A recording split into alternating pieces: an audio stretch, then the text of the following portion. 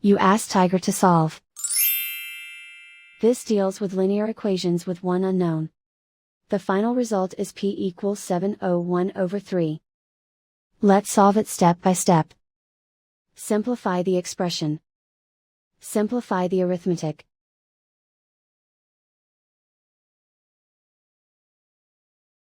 Group all constants on the right side of the equation. Subtract 1/3 from both sides. Combine the fractions. Combine the numerators.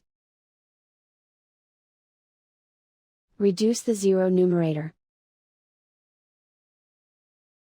Simplify the arithmetic. Convert the integer into a fraction. Combine the fractions.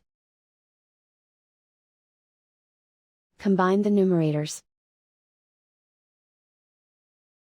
And so the final result is p equals 701/3.